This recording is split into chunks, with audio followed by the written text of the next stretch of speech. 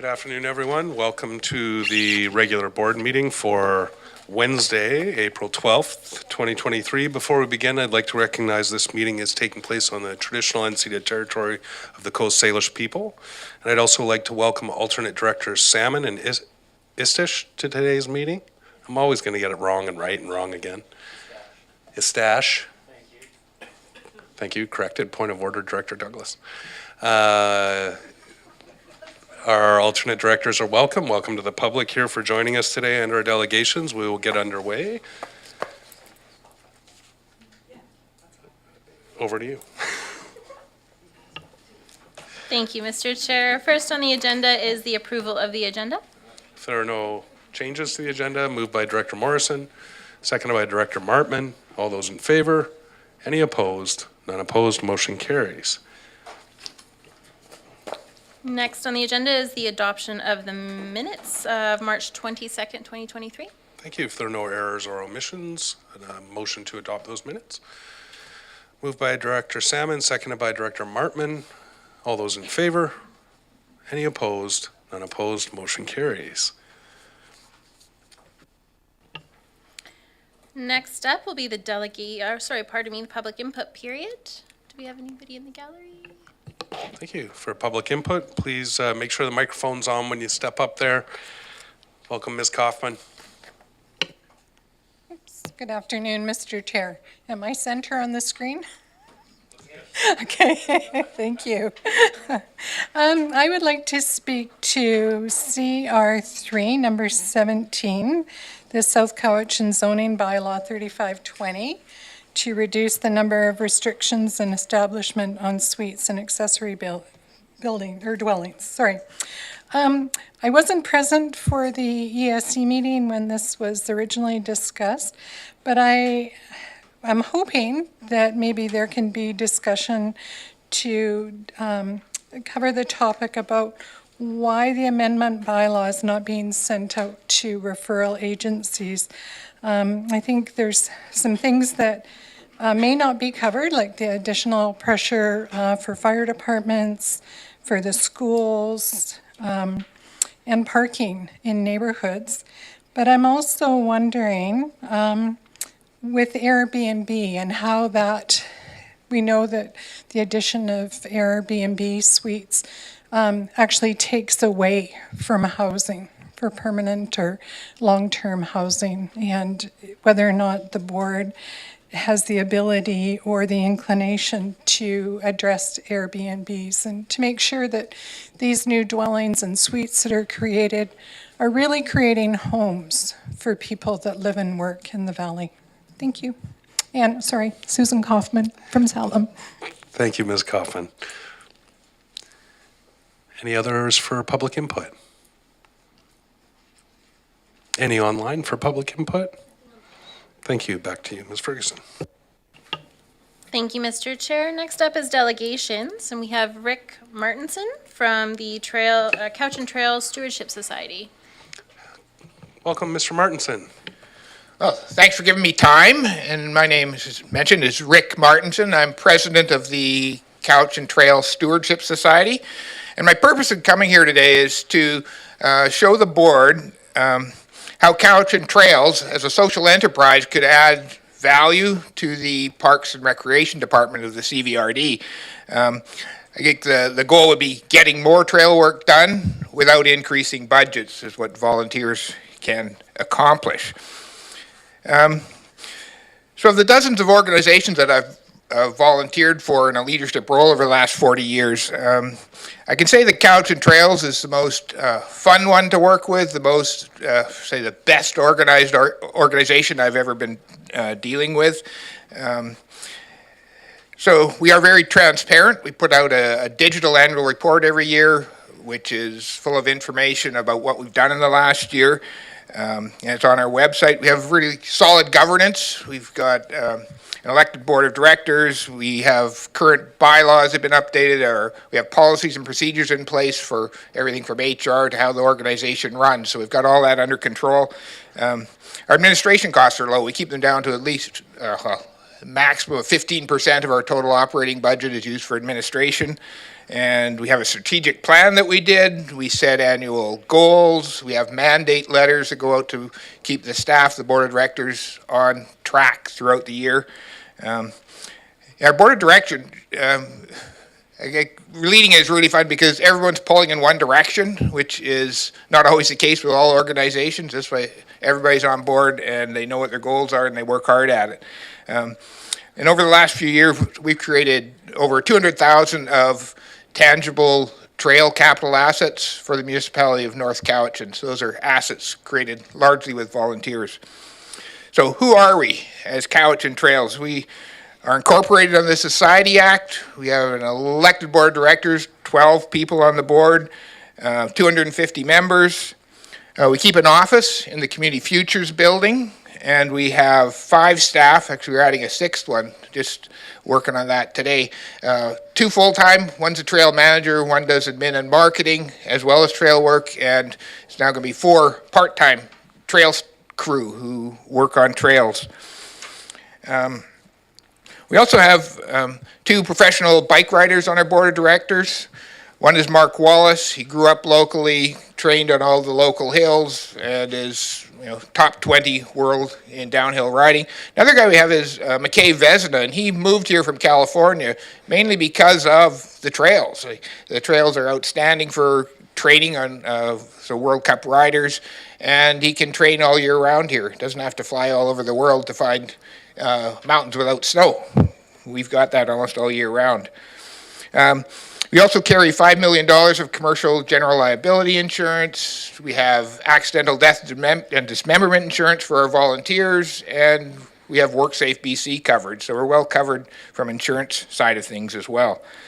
So what do we do? Our vision is great times, great trails. We maintain and build the best trail experience for the community and for visitors. So we look after hiking and biking trails. And let's see, and we've collaborated with equestrians over the last year as well to make sure their concerns and needs are met with all the multi-use trails that exist around the Cowichan Valley. I guess if you go back a decade, at least a decade, you've got Cobble Hill Mountain, Zuhalem, Maple, Prevost, Mount Richards, all the trails were built by volunteers. And about a decade ago, municipalities across North America started to realize that there's some risks involved in having volunteers run everything. First of all, I think mountain biking became a mainstream sport. It became an Olympic sport. So there's largely increased participation. It used to be quite a fringe sport. Now there's just thousands and thousands of people out on the trails mountain biking, which certainly increased risk. And I think communities started to recognize the risk from all these, the mountain bikers, that if the trails aren't managed properly, there's risks of injuries and people being able to sue municipalities if there isn't proper standards dealt with. So that is something that Cowichan Trails can do. We can build trails up to standards which are published, Whistler standards, international mountain bike standards. So I think North Cowichan recognized this in 2017 when they adopted their Parks and Trails Master Plan, because in that, Cowichan Trails was given the role of maintaining and building the mountain biking and hiking trails, and building them up to the Whistler standards, so that certainly reduced risk involved, better maintenance trails, better asset for the municipality. And talk about growth, 2019, when I came on the board, Cowichan Trails had a budget of $60,000. We will be at $230,000 this year, so it's almost 4 times growth in 4 years. Our membership went from 100, and our goal is to get to 500 this year. So membership increasing drastically and budget as well.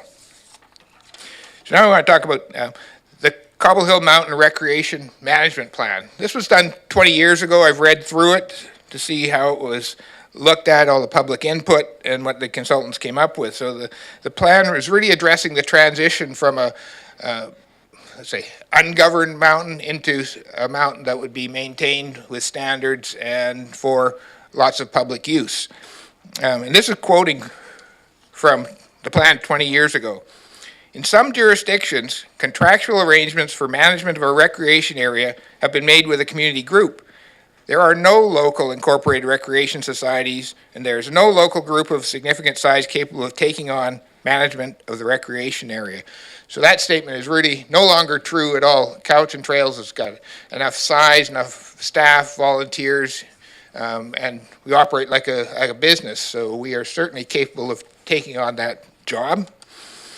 So I have met with your parks staff, particularly with the parks volunteer coordinator, and we've got, they've identified, I think, 7 targets this year that they want on, it's all hiking trails in the region. They're all over the place. So Couch and Trails is going to be given the opportunity to manage at least 3 of those projects, and we will, I think the best example, if we succeed with that, do a good job, then I hope we'll get more. It'll really be a foothold with the Parks Department to show what we can do and how efficiently and effectively we can build and maintain trails. And really, we've got a trail manager, and he manages a lot of volunteers, and that's how we keep quality and workmanship in, at forefront all the time. And that we, because we've got the trail manager and the crew, as well as a bunch of volunteers, we don't have a lot of volunteers just going out doing what they think's best. And really, to wrap things up, there's a few key points I wanted to mention. One is that Couch and Trails operates on business principles. We have the capacity to enter into commercial contracts, and we carry commercial insurance. Our trail manager, he has a diploma in forest and natural area management and a certification in trail building. So he is fully qualified from like forest ecology, forest management. Working in forests is his forte. We also have a motivated volunteer base. We've had as many as 80 volunteers out on a trail dig day to work on trails. So we put the word out, and lots of people show up to volunteer. And we've not had an issue finding staff either. We usually have staff knocking at our door. They're very motivated to come work for us. Just it's a fun workplace, and they love building trails. So finding employees has not been a problem. Finding volunteers has not been a problem. So Couch and Trails provides value for money spent. We did not exist 20 years ago when the Cobble Hill Mountain Recreation Plan was done. And we would be very interested in bidding on this contract when it comes up for tender in 2024. And it would require Cobble Hill Mountain to be carved out of the comprehensive $2 million recreation area management contract that's let out every 3 years, goes out for tender. It's way too big for our organization, but looking after one mountain could be very, I think, good for both the regional district and for us. And by that time, we will have established our credentials by working with the Parks and Recreation Department this year. So we will show what we can do, and I'm confident we could take on that project next year. So I'm happy to answer questions. I hope I stuck to my 10 minutes. Perfect timing. Yeah, Okay. you got about 30 seconds left. Oh. You want to throw anything else in there? It takes about 5 minutes in practice at home, but of course, it goes slower when you're speaking. No, that's great. Thank you so much. I'll open it up to the board for comments or questions. Director Wilson. Thank you, Mr. Chair. Thank you, Rick. Good stuff. And it's nice to put a face to the voice as well. And I'm glad that you've come along here, because Cobble Hill Mountain is part of Area C, and it's got some great trails in there. And I've got a few questions. The first one is, I'm a great believer in volunteers, and you've mentioned that awful L word of liability. Mm-hmm. All your insurance covers the liabilities that you may or may not come into contact with, and with the Parks volunteer, are they happy with what that you've told them about your liability insurance? Actually, they haven't asked about the insurance yet, although I have told them that we have the insurance and given them some information on how our contract works with North Cowichan. So they've got some basics that we are covered with the $5 million. Good. And also the volunteer insurance. Good. And follow up, please, Mr. Chair. Can you tell me, you did mention that you have professional people working with you, and these are the people that will look after the whole project to make sure that it's up to standard and make sure that as it progresses, the standards are kept to?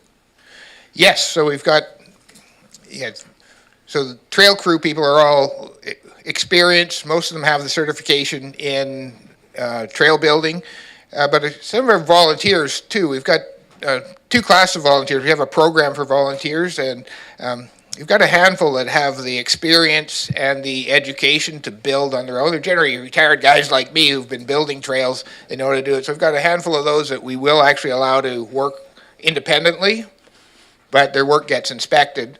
And then we've got other volunteers who can be matched up with one of our trail crew, and then they work along, because a lot of the work, if they have to haul a log or tools and stuff, it's way more efficient to have two people on a job. They can get more than double the work done if you have one. So that's where we tag in volunteers. Good. And one more follow-up, please, Mr. Chair. As far as the charges are concerned, how does that compare with, let's say, a normal, you've got volunteers who are doing the work. I would imagine, and you can put me right on this one, that the quality of the work and the work that you do is a lot more cost-effective than bringing in, let's say, a contractor?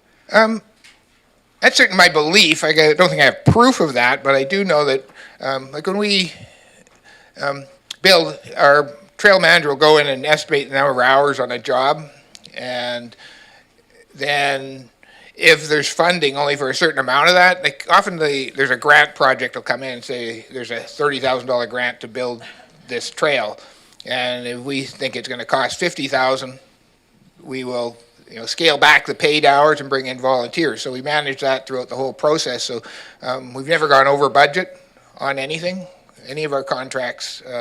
We've been able to stick to our budgets, and sometimes even if there's leftover money, then we can move it over to another project. So yeah, it's I'm a CPA background, so the budgeting process is good. We look at it just on a weekly basis, make sure we're on track, see what's left on the budget, and make sure we combine the volunteer and the paid staff in a way that gets the project done on Good. time, on budget. Good, thank you. And I'll yield it for the time being, Mr. Chair. I've got a couple of more questions Okay, if thank anybody you. else. I've got Director Istish and then Director Acton. Istash. Yeah, as Director Abbott said, think of mustache and you'll never go wrong. Istash. Thank you, Chair, to Mr. Martinson. Thank you for the presentation today, and just to be transparent and share with my fellow board members here today, prior to being elected on council, I served for 8 years. I was one of the longest running directors for the Cowichan Trail Stewardship Society, so I have intimate knowledge of the operation and its growth to where it is today. And I'm glad of Director Wilson bringing up the points on the intangible asset building that you can't really put a dollar figure on, but is there. So a kind of a rule when we founded the Cowichan Trail Stewards was that municipal dollars is typically a 4-to-1 ratio. For every $1 you input, you're yielding $4 worth of capital cost output. So that whole social equity side of it is the real win when you're dealing with a nonprofit rather than a typical business enterprise. And then through that, there becomes a bit of a community and social feeling to it. So you feel like you're more involved and part of the community. So that's what has been established and seen on Mount Zuhalem, Mount Prevost, Maple Mountain, and then going forward, Mount Richards and North Cowichan's in our case, but where I sit right now, is that part is going to be taking the next step, whereas you've got these trails that have existed for 30, 40 years, and now they're getting the lens of a biological care, ecological care, sustainable care, but also that social side of it. So the whole community gets behind it, and then there's a greater community engagement and belief in what the CVRD would be in this case doing. So I was excited to see what Cobble Hill could be an opportunity for it. And a bit of more background information as well as the expertise of the board. So it isn't so much just about the staff. It's typically industry experts that sit on that board as well, so it was a very well-educated board. Interestingly enough, there's a large amount of CVRD employees that previously sat on that board that brought tremendous knowledge into building to what it is today. So as Mr. Martinson said, that the board has the ability to it's so well run. It has full code of conduct in place on how the board acts and behaves and invokes itself and their financial practices. So there was a lot of municipal and governance people on the board at the early dates that understand the importance with working with local governments. So I just really wanted to share that not about the quality of the product you're going to get and then the community engagement and then that social equity aspect, but also a sound, well-run organization that can leverage $1 from the CBRD into $4. You don't typically see that kind of value for your money in an inflationary environment. So thank you for presenting, Mr. Bartonson. I didn't really have a question other than maybe I know when I was on the board, and you spoke to it lightly here, was the actual amount of asset value that you've increased for North Cowichan that they might not be aware of, because previously North Cowichan wasn't actually recording trails as an actual capital asset, when in fact they should, because if you look at Langford right now, I think last year, I think their investment was $2 million into their new mountain biking hiking zone. North Cowichan's been able to get away with about $60,000 a year and has a much more vast network. So I just wanted to, dollars is always what matters at this board, and my question was if you could just explain a little more on the dollars.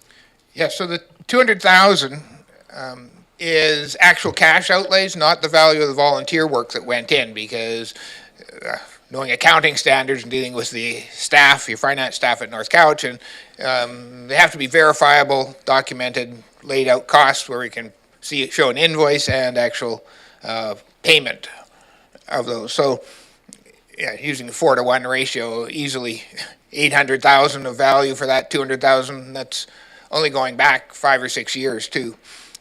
So all the original trails, because they were built by volunteers, had no cost on them. So I can't remember what the number, there was a number of what it was worth. It was around, I think, $1,000 a meter or something if you had paid people build trails.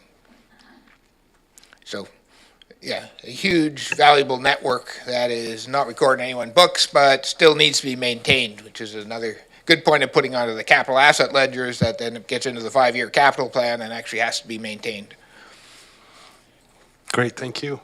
Director Acton next. Thank you, Mr. Chair. Hi, Rick. Thanks for coming.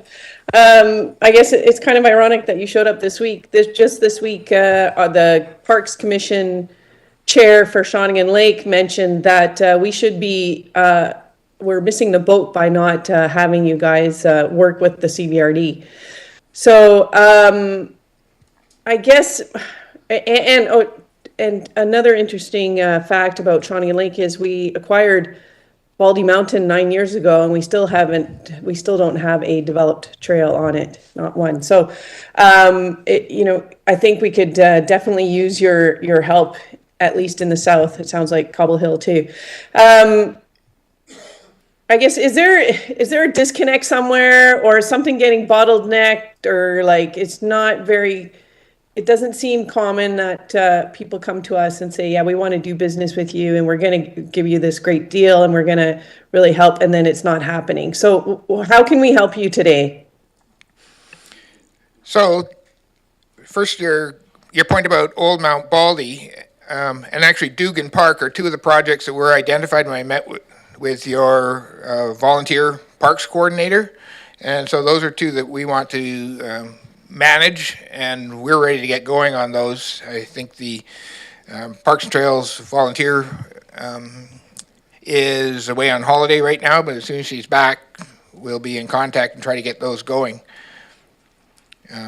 So I think there is good engagement from the people we've met this year, and I believe that position on the Parks volunteer person was vacant for quite a while, because the current person has only been involved for the last month or two. But I reached out to her, and yeah, we're having good dialogue going now, so I think things are going to happen. Okay, well, great. I misunderstood then. I'm glad that we'll see you in Shawnigan Lake.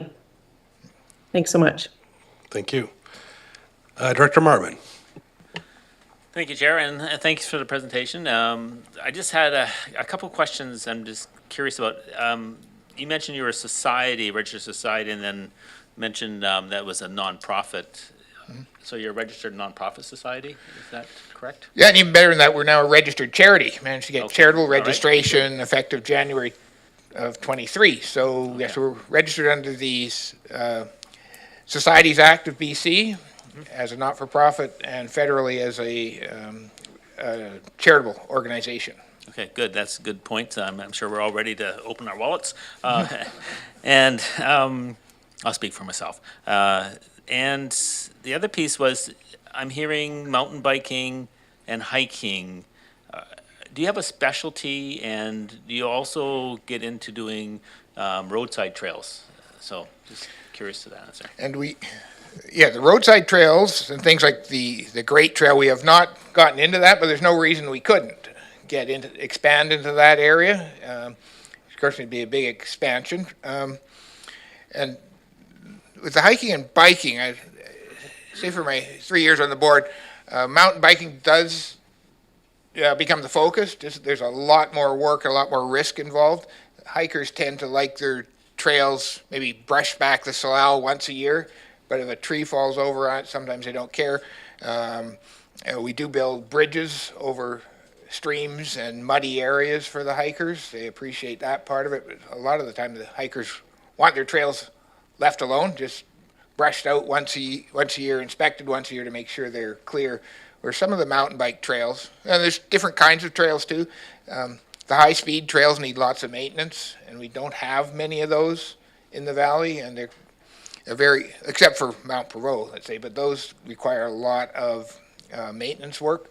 But what they call single-track cross-country trails, they're kind of rough, lots of roots and rocks. As long as they're wide enough for a bike, the bikers are happy with that. And I'm finding that looking at what our maintenance crew does, those single-track trails, they just inspect them once a year, and that is probably at least 80% of the trails that we look after for North Couch, and just need once a year inspection, a little bit of work, and they're good to go. Thank you. Seeing no other first-time speakers, I'll go back to Director Wilson. Thank you, Mr. Chair. There's some good stuff there. Thanks, Rick. Now, I'm always delighted when I hear the phrase, what can we do, as opposed to what can't we do, what we can't do. So thank you for saying what you can do with the answer to Director Martman's question there. So it's a shame that there's nobody from Parks here, because the question would be more directed towards them. How easy would it be to carve out, your term, Cobble Hill Mountain out of the comprehensive thing? Has that been discussed? Yeah, I did mention it to your head of Parks and Recreation. Of course, that was probably last summer, and it's in the middle of the contract. It was just an idea that was kind of parked. I put it out there. When I look at the contract, it wouldn't be hard to do. The contract lists in the schedules, and it's really long schedules, every park and what's got to be done in each one, what the terms of the contract are. So to me, it'd be pretty easy to carve out the one mountain, just take that out of the big comprehensive contract and award that out separately. Okay, leave that with me. I'll ask the questions of staff and to see what we do. And one more follow-up then. With materials that you would have to buy, do you go, obviously with your background as CPA, you're going to go around looking for the best deals you can get. Would it be more cost effective to work with the CVRD and use their discounted lines of purchase, or do you have your own that you can go? Yeah, it could be useful.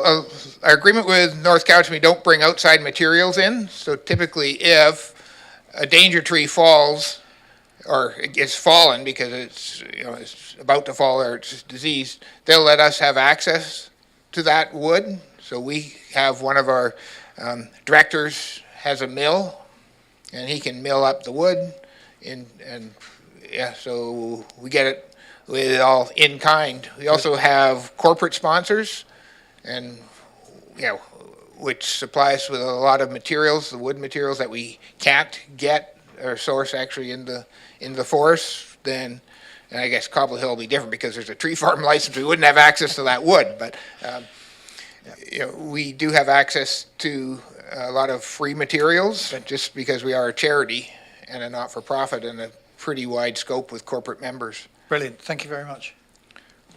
Thank you. Seeing no further hands, I want to say on behalf of the board, thank you very much, and hopefully we'll continue to hear more about you working with our staff and developing great trails. And I'm not sure, I just kind of found out last week that the Ladysmith branch or chapter sort of folded, so I was disappointed to hear that, but maybe I'll work with my friend Mr. Istash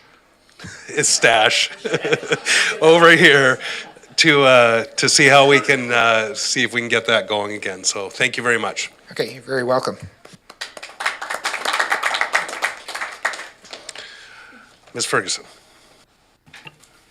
Thank you, Mr. Chair. We don't have a report of the chair today, no correspondence, no information, and so that takes us to committee commission reports. CR1 is a report and recommendations from the Committee of the Whole meeting of March 22nd, 2023. Through Director Morrison. I'll move the pre-printed recommendations. Thank you. Do we have a seconder? Seconded by Director Staples. Any discussion on those? Seeing none, all those in favor? Any opposed? None opposed, motion carries. Ms. Ferguson. Thank you, Mr. Chair. CR2 is a report and recommendations from the Special Couch and Community Center Commission meeting of April 4th, 2023. Director Duncan is not here. So perhaps, can you just read the resolution out for us? The recommendation is that the CVRD enter into a 5-year license of occupation agreement from October 1, 2022 until September 30, 2027 with the municipality of North Cowichan and the city of Duncan for parking areas surrounding the Cowichan Community Center be approved. Moved by Director, is that moved or a question? Moved. Director Istash, sorry. It's, once you get it wrong for so long, I'll never get it right. Seconded by Director Douglas. Any discussion? Seeing none, all those in favor? Any opposed? How long have I known you? About 8 years? All right, moving on. Ms. Ferguson. CR3 is a report and recommendations. CR3 is a report and recommendations of the Electoral Area Services Committee meeting of April 5, 2023. Thank you. Director Nicholson is not with us. Director Morrison. I'd like to pull number 7, please. Okay, poll number 7. Any others wish to be polled from the EAS recommendations? Seeing none. There is a long, let's say a substantial list that are in the printed agenda package for people to review. Number 7 has been pulled. If there are no others that wish to be pulled, I'd look for a motion. So just let me see here. Are these all for all directors? Move 1 to 10 for all directors except for 7. Thank you. Seconded by Director Salmon. Any discussion on those? Seeing none, all those in favor? None opposed? None opposed, motion carries. We'll go to number 7. So I'll go to you, Dr. Morrison. Thank you, Mr. Chair, and I was unable to attend the Electoral Area Services Committee meeting, and neither was my alternate. And I had informed the chair in advance that I would like to have some clarification on this item. There is a Honeymoon Bay water implication. I've gone back to the committee report, and this is mainly to do with right-sizing the fees for RV parks. And I noticed we have staff here in the room, and I was wondering if you could perhaps give me or give the board a quick description of what the intent is here. And I do have a question about the increasing number of year-round occupiers of these RV sites, but if you can give us a clarification and an idea of what the purpose of this is. Go ahead, through to you. Hi, yes, I'm happy through the chair. This increase is basically the RV parks in this area pay one parcel tax and pay another user fee, where everybody in the community pays a parcel tax and a user fee. So when you have 200 RVs, their proportion of the value of water is less, or has been. So we've been slowly ramping it up a little bit every year until we find a nice balance for equal payment for single-family homes to RVs. That's basically, we noticed it, there's one of the RV parks is hooked up to sewer, so they use a little more water, another one isn't, and they're allotted, it's not as high when they are not connected to sewer, because they won't be using as much sewer when they have to drive their RV somewhere else to dump and come back, versus one that is connected to an underground sewer system. Follow up? Well, it kind of raises the question, are we defining sewer system as an RV park-owned service area of their own, or is it a CVRD-owned and operated sewer service? We have not specified the difference in the bylaw. We can if it's required, but for now, there are no sewer, as you know, there's no sewer systems in Honeymoon Bay at this time, except for the force main that comes in. Follow up? So I'll move off of that, and we can have a discussion about CVRD versus private sewer another time. Back to my question of and this is a housing issue, I get it. I've kind of decided to yield on the non-compliance use of RV parks, especially the lovely waterfront ones that people find the need to live in year-round. They're allotted 22 weeks a year. But this is drawing significantly more resources and water than was ever anticipated when these were used as summertime vacations. And so the demand that's being placed on our water system, even though we've got excellent sources of quality and quantity, it feels to me that there's an additional draw that you're trying to rationalize the fees. Are we moving fast enough, given the additional demand that's being placed by the full-time residences living in these properties? I guess probably the best thing we could do is a little research to see how much more water these RV parks are using in the summertime. And of course, summertime is the key time that, capacity of wells are put to the test. So we could do a little more research. We were hoping to discuss with our finance department, what the final resting place for increasing these user fees for RV parks. We've just been ramping it up, so it's not a big shock to them, a little bit each year, but we are hoping to discuss that with somebody from finance when they have some availability to discuss where it is.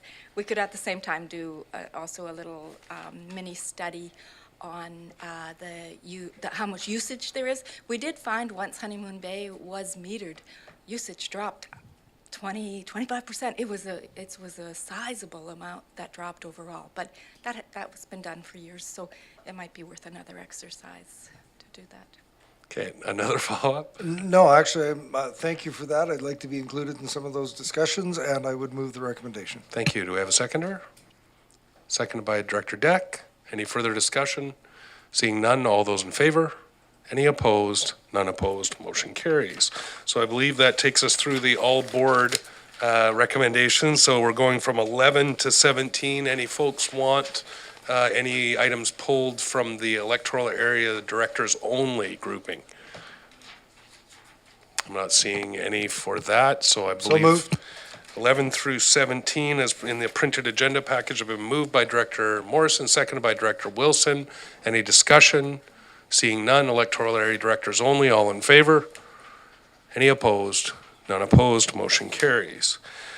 Goes to Ms. Ferguson. Oh, we have one bylaw. Thank you, Mr. Chair.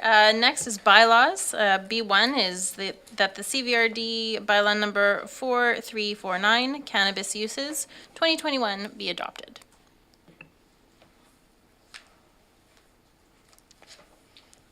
Moved by Director McClinton. It's like, wow, nobody moved too fast here. Do we have a seconder? Director Salmon. Any discussion? Seeing none, all those in favor? Any opposed? None opposed, motion carries. Thank you for that, Ms. Ferguson. Point of order? Oh, sorry, yep. Is it just me or is it just hot in here? It's, I am, okay, I didn't want to say anything. Yes, it's hot in here. It's very warm. I feel like it's blowing hot air on me, and I thought it was just because I was talking too much. And I'm glad it's a point of order. All right, getting through that difficult parliamentary procedure. I believe that takes us to question period. Thank you. Believe that takes us to question period. Any folks for question period today? Good afternoon, Mr. Evans. Good afternoon. I'm Cliff Evans from Shawnigan Lake, Mr. Chair. Mr. Chair, at public period, we had a question asked, 17.3, on the suites being put in, and there wasn't even any discussion on it. Is there any sense of the public making comments at all? Thank you. Well, the point of public input is that it alerts directors to concern if they had the concern or shared it or didn't feel it was adequately addressed, then I'm sure they would have spoken to it. Are you talking about item 17.3? I believe it was 17.3 on the suites. So, yeah, but that does, there is a public hearing scheduled, so that would be opportunity to give input and get more feedback. Or I can refer you to either a member of staff or the committee chair to perhaps get that answer. I can't answer it, I'm not on the committee, but there are many opportunities, it looks like, ahead to be able to have that concern addressed. Thank you, Mr. Chair. The public just felt neglected. Oh, please don't, because the point of public input is that it's heard by the members of the board, and they will consider it when they make their votes. Thank you. Thank you. Thank you, Mr. Evans. I thought it was going to be Ms. Kaufman that was going to ask me, so I was trying to figure out how to answer it, but I did look at the resolution. Thank you. Any other question period before we move to go into closed session? Seeing none, I believe we're going to go into closed session under... Closed session today is under section 91A, 91K, 91E, 92. 92B, sorry, thank you. Or not to be, that is the question. So Motion to go into closed session, moved by Director Morrison, seconded by Director McClinton. All those in favor? Any opposed? None opposed? We are closed. We'll reconvene.